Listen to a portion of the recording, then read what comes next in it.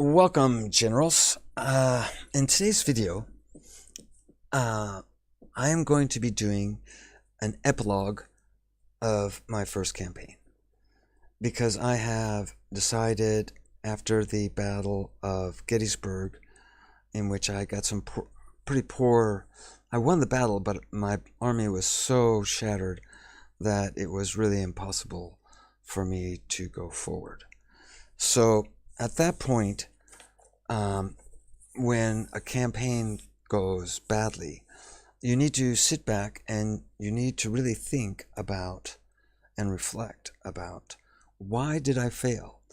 And so many times we want to say, well, I didn't do this, I didn't do that, the game is this, the game is that, whatever. We want to find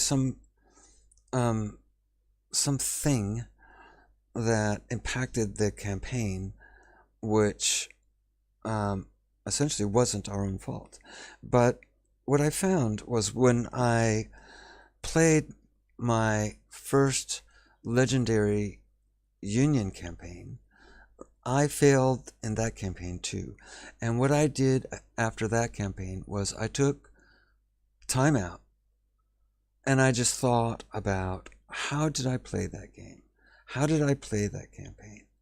And after thinking about it and looking at this, some of my save games and all that, I determined what I believed to be the reason why I failed that campaign, and I started a second campaign. And in that second campaign,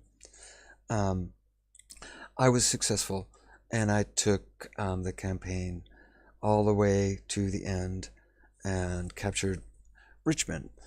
In fact, one of the folks who posted on my Richmond video stated that he had never seen anybody inflict as many casualties on the enemy as I did during that Union campaign. So I have taken a time to reflect on why my first Confederate campaign has failed, and I'd now like to discuss that with you. And so let's take a look at some stuff that I came up with. All right, so I'm going to go to Fredericksburg. This is where I am right now. I'm getting ready to fight the Battle of Fredericksburg. All right. So the first thing you need to know is that at this battle, let's take a look at my total army. Okay. At this battle, I have pretty much 48,000 men and 100 guns. Okay. And that's really good. But that wasn't the situation. Let's take a look. Let's take a look at my first Fredericksburg game. See if I can find it here. Before Fredericksburg. Okay. So let's go back to my first Fredericksburg. Okay. Here's my forces for my first Fredericksburg. Okay, and when we look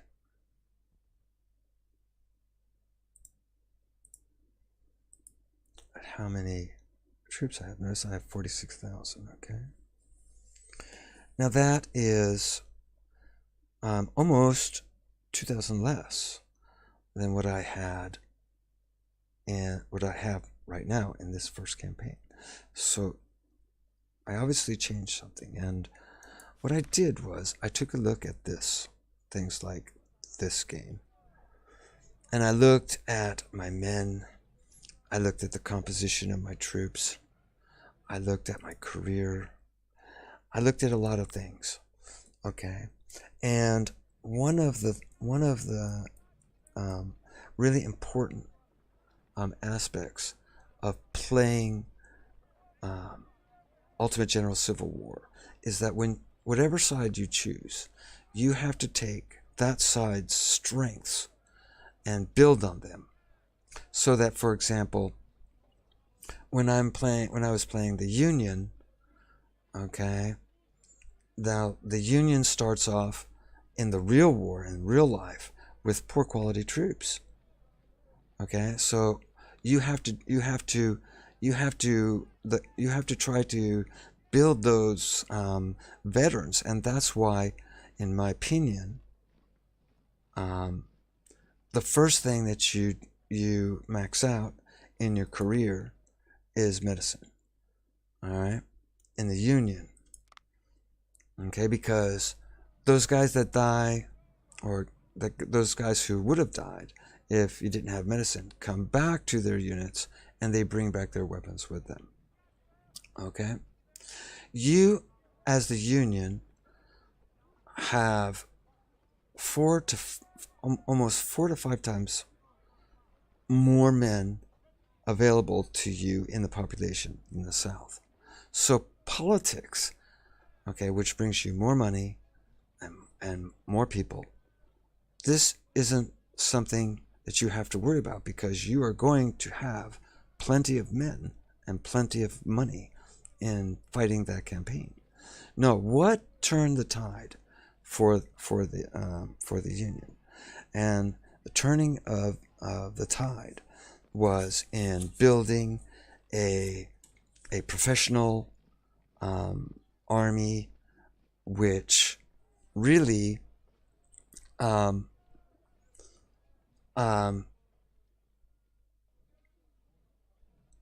was anchored by very strong artillery arm.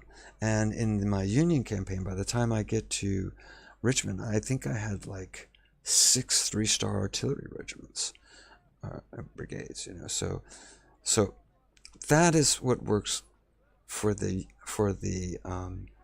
Union. But what works for the Union doesn't work for the Confederates.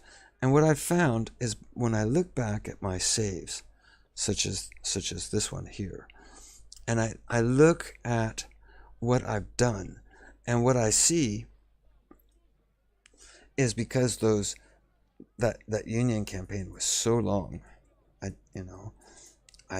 did one part and failed, and then I restarted all the way from the very beginning and won the campaign. That took a long time, several months, to do that. I believe I still had that kind of Union mentality in my head, and so I made when I went to the Confederates, I brought that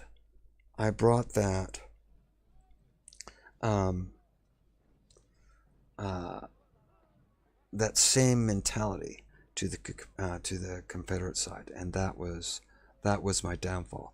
Now, once again, okay, notice here we are at Fredericksburg, and if you look at the troop differentials, okay, for this campaign and for the other campaign,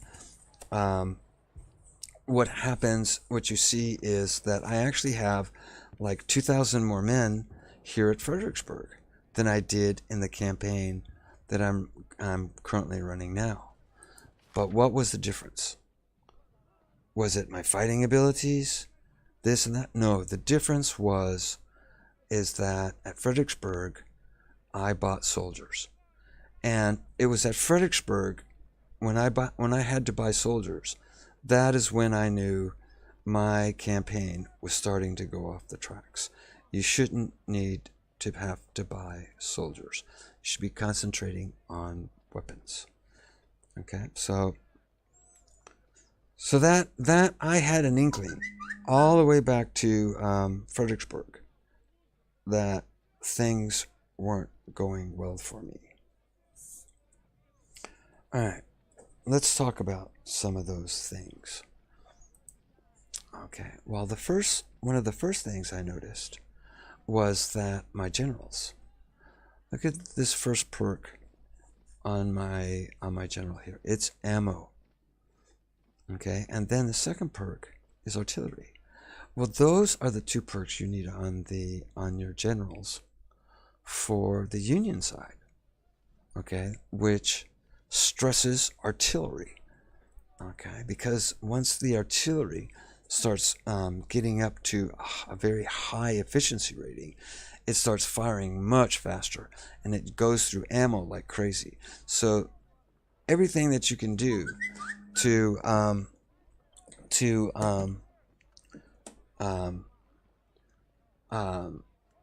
help out the supply of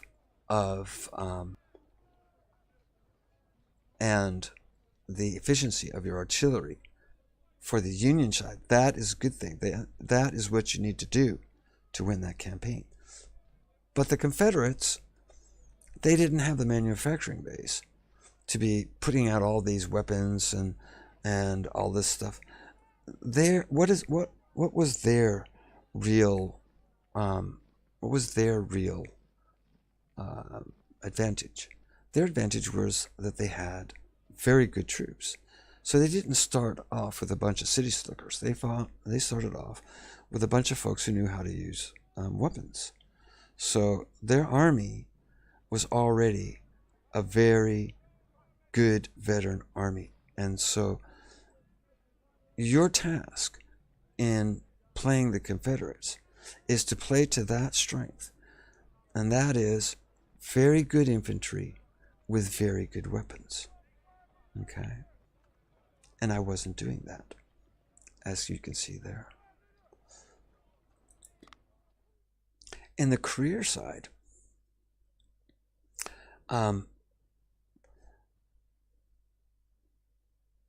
when you start off playing the Confederates, you do need to pop politics up to 5 or 6, but then you need to go straight to medicine. Medicine is probably the most important career point for both armies, because every soldier that comes back brings back his experience and brings back his weapons as well.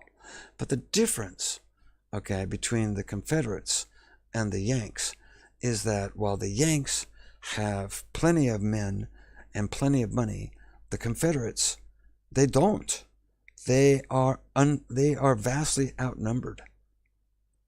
They do not have the industrial base that the North has. So politics then becomes very important. And what you see here is that when I was playing this campaign, that I wasn't, although I maxed out my economy, my medicine, I didn't rapidly max out my politics. And that was a problem. Okay. You can see what I did was I was moving economy and politics at the same time. Get 5 or 6 politics for the Confederates, then max out medicine, then max out politics, and then max out economy. And then training. All right. So my career choices were poor, and my general perks were poor. Okay, so let's go to you can see, let's look at my army. Let's look at what I had for my army. Okay, so I've got these 2 stars. All got good weapons. 2 stars, good weapons. 2 stars. That's 6. Okay, 6 2 stars. Notice I've got 8 artillery batteries, 1 24-pound howitzer. Then I got a couple more 2 stars and 2 more batteries. So 10 batteries in total, most of them 2 stars, and then 1 2 3 4 5 6 7 8 9, call it 9 2-star infantry. Okay, so that is what I was able to achieve using these perks and following this career path. All right, so now let's go back to my Fredericksburg of today, and let's take a look at the differences. Okay, now first thing we want to look at is the general, and notice this guy right here, this perk right here, trainer, XP plus 10. Okay, so what that means is that you have better recruits, and when you start a brand new regiment, he starts with one star. And when you choose that XP plus 10, what it means is that every time all of these guys fight, every battle that they fight, the XP that they are going to earn is going to be 10% more. And that mounts up really, really fast. Okay? Notice all three of my generals. So the first thing I did when I returned for this second time around was I fired all my generals, okay, including myself, and I put in other generals that I could reselect their perks. And so I've decided to go, I think the first perk is probably one of the most important. This perk is very important for the Confederates. And although I see some people using artillery here, once again, I like the infantry perk because that's what we need to concentrate on, is having the best infantry by far than the Union. Okay, so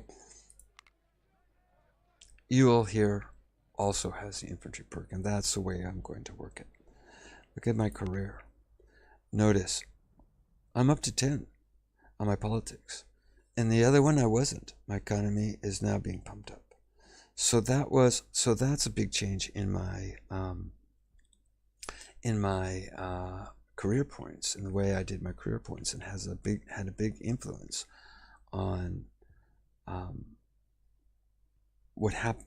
my army is reshaped. Now, I have fought Antietam, I don't know how many times during these campaigns. Okay, in my first legendary campaign, I fought Antietam in a defensive mode and in an offensive mode. Won both battles. Okay, the question is how many casualties is acceptable, and so forth. In the second time around, if you watch the third video that I'm going to put up for Antietam, you'll see me play an even different variant. So it'll be interesting. In a lot of these games, I do not play the game the same way as I played before, and you will notice a difference. Okay, not just the tactics, but you will notice that my guys, because they are earning more XP and they're getting to be better infantry, are inflicting far more casualties. So my new campaign, my second campaign, started off at the end of Bull Run. Okay, that's where I decided to start. That's where things I could have at the end of second Bull Run, I could have changed direction if I had known what I was doing. So I decided to start after the Battle of Second Bull Run. So from there, I fought Chantilly. Okay. 4,000 to basically 20,000. That's 5 to 1. Weapons factory. Look at that. 1,641 losses. Only 1,641 losses. And I destroyed, what? 9, close to 14,000 infantry. I mean, that's 7 to 1 kill death ratio. Then I end up at Antietam. And once again, I lose a lot of men. I lose 21,000 men. But but notice how many troops the Union brings to the Battle of Antietam. What happens, you see, is that what folks don't understand, they can't kind of come to grips with, is that it's really, really important to inflict as many casualties as possible on the other side. Okay, that it does make a difference, but you have to do it starting from battle number 1 and going all the way through the whole campaign. Okay, I have seen guys with numbers like 100 or 120,000 or 140,000, and they decide to skip the Battle of Antietam. You, as a gamer, I personally, as a gamer, cannot just walk away from a battle. I can't walk away from a battle. The whole thing, in my opinion, if you're going to video it for folks to see, is to play every single battle and win every single battle up until you win the campaign. So I'm compelled to play all the battles. Doesn't matter how many troops they have. But notice, because of all of the casualties that I've inflicted before, I walk into this battle, I've got 50,000 men. Okay, and they have 80,000 men. That's not bad. That's not bad. And in the end, okay, they lose over 60,000 men. Over 60,000 men out of their 85,000. And is that important? Well, you know, it's kind of important. I'll show you why in a minute. Let's continue on here. So after Antietam, I fought Corinth. Okay, and once again, I've got 2,100 casualties. They lose 11,000. It's like 5 to 1. You know, with the Union campaign, I figured 3 to 1 was about what you needed to win, and that's historically about correct. Okay, but as the Confederates, you're fighting much more men, so you have to win by greater than 3 to 1. You have to be shooting for 4 to 1, for 5 to 1 if you can do it. Okay, I don't think I can do it, but you have to have a lot more than just 3 to 1. Prairie Grove. Okay, Prairie Grove. First time I played Prairie Grove, my first campaign, I had 5,000, almost 5,000 infantry losses. But now all of a sudden it's dropped almost by half. And the enemy, he loses 10,000 men. That's 5 to 1. 5 to 1. Okay. Now, there are some folks who don't understand how this really works out in the end. They don't understand why it's so important to inflict many, many casualties on the enemy. And one of the reasons that it makes it difficult to understand is because no matter what happens, the just one sec.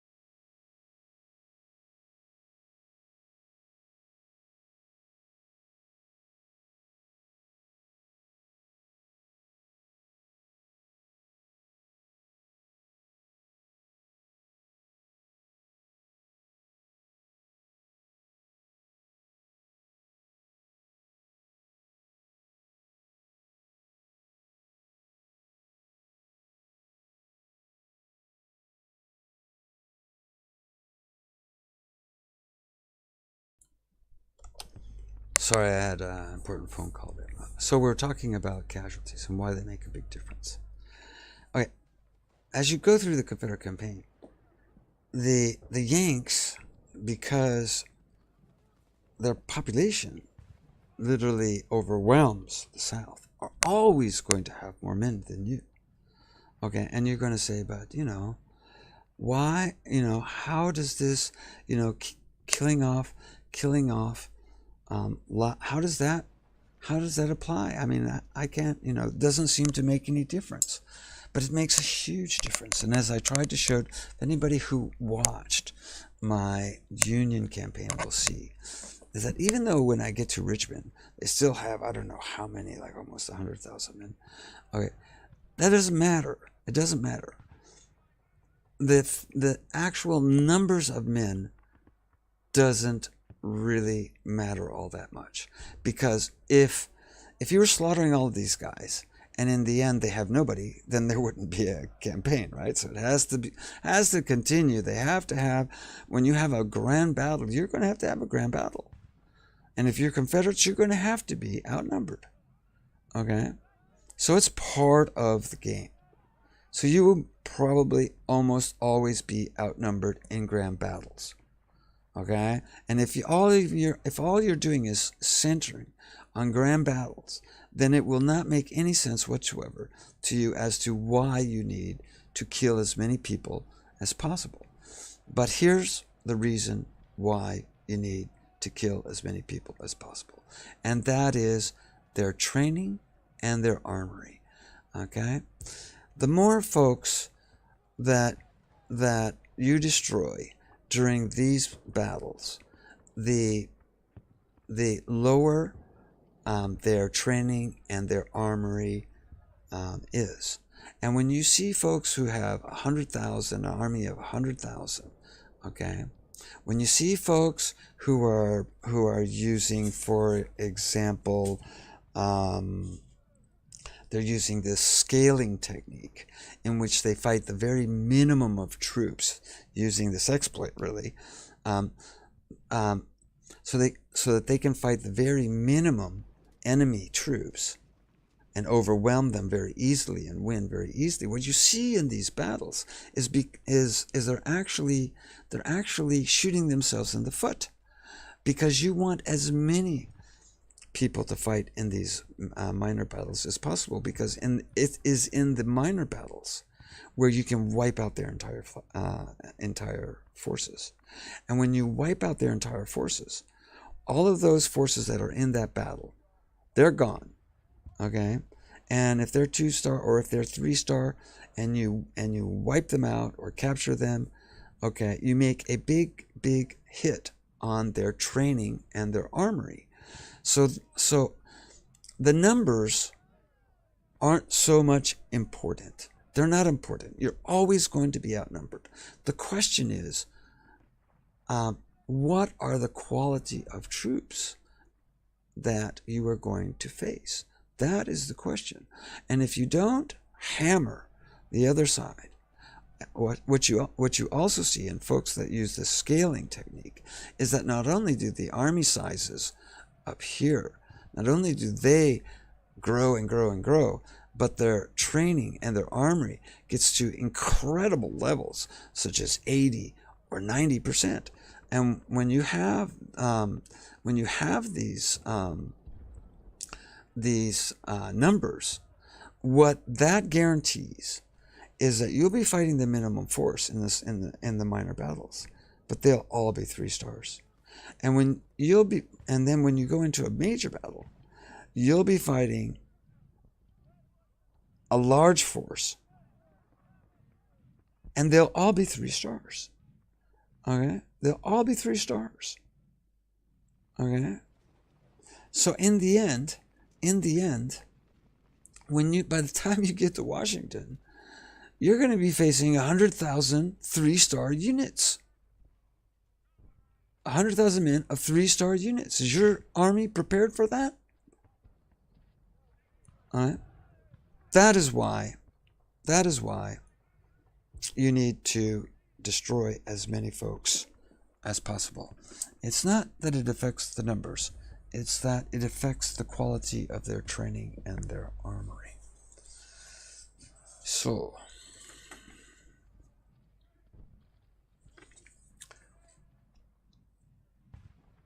going back to Fredericksburg and finishing off this presentation. Like I said, here I am in Fredericksburg.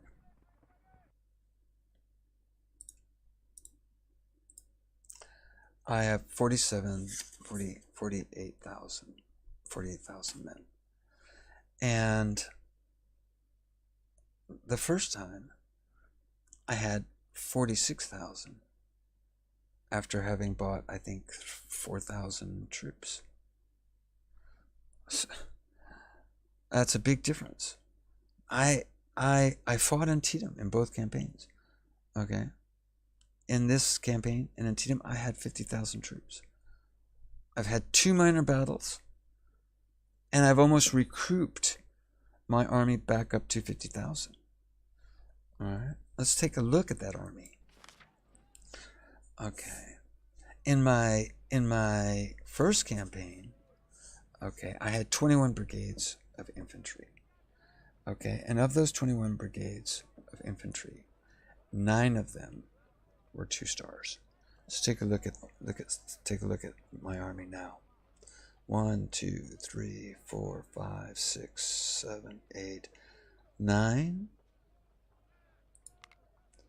10, 11, and then I have 4 2-star brigades of 1,000 men each, which I plan to put together as a 2,000 man brigade. Plan to have them join together. So a much larger amount of 2-star units. Why is that? Because of that right there. Because of the XP they've been gaining in only 3 battles. All right. And look at the kind of troops I've got. Look especially at these 4 lines. Okay, efficiency, morale, standard, stamina, and firearms. As I go through them. Okay, look how uniform they are. Look how high they are. Okay, look at that.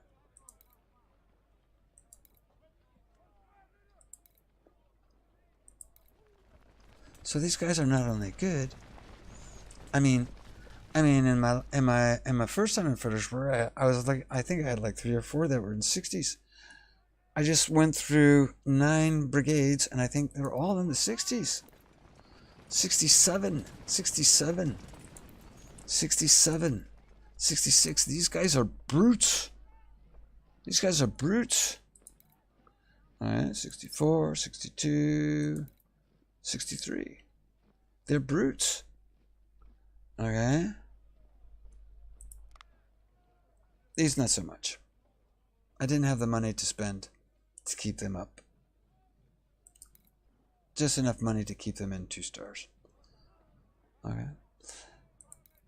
Hey, look at the rest of my army. Mississippi's, Palmettos, Mississippi's. 2 units of Springfields. Only 2 units of Springfields. And in my other army, I had 4. And the reason is because I was able, instead of buying men, to buy weapons. And in this case, I bought what does you call it? The pattern 1853 Enfield. I bought 2,000 Enfields. Okay, and where my first army had 1 24-pound howitzer battery, I also was able to buy 24-pound howitzers and have been able to create a second 24-pound howitzer battery. Something I was never able to do in my first campaign. And having 24-pound howitzers, especially in defensive battles, these are really important. So So I think you can see that, and I mean, and my supply, even my supply is higher than I had before. Okay, I haven't recouped my army from Antietam, but I've almost recouped it. All right, it was 50,000. Now it's 48. All right, in my first campaign, it was 46 and dropped down. And by the time I get to here, I'm at 46 again. But it's because I'm buying recruits, and I'm not getting good weapons for my men, and I don't have the money because I didn't max out my politics.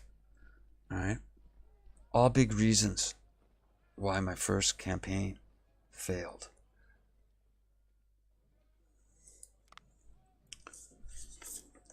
So let me see here.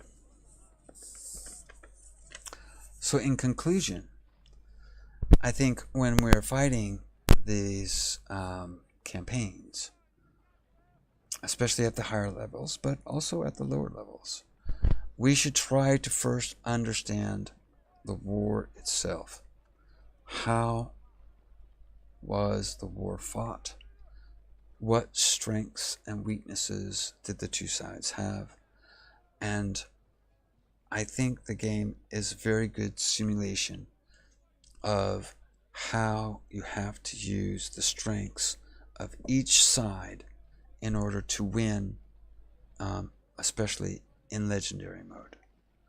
In my first game, my first campaign of Legendary Confederates, I did not do that. I'm loading up on artillery. I'm taking artillery perks and supply perks for my generals. Okay, that's great if they were Union, but they're not Union. They're Confederate. So gotta do the things that help out the Confederates the most. And I believe that I have now made a pretty good course correction, and I think I've identified the problems which led to the ultimate failure of my first campaign, and am pushing forward. And I will soon be publishing some new videos, and those videos will be begin where I restarted this campaign, which was after second bill run. And I hope you have a chance to watch them and enjoy them. And let's see if I can take this campaign, fight every battle, video every battle, right up to the end. Okay, when I take Washington, because unfortunately there are still just too few resources for folks who want to look on YouTube, for example, and see other people and how they play these campaigns, especially in legendary mode, and what to do and how to fight. And there is a need for somebody to do that, and that is why I'm actually doing this. So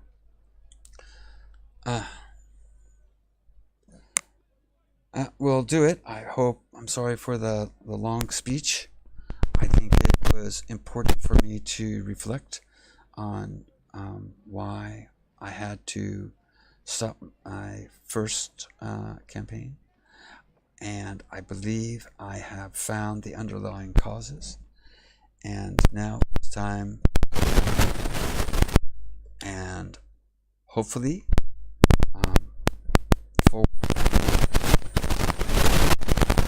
thank you for watching.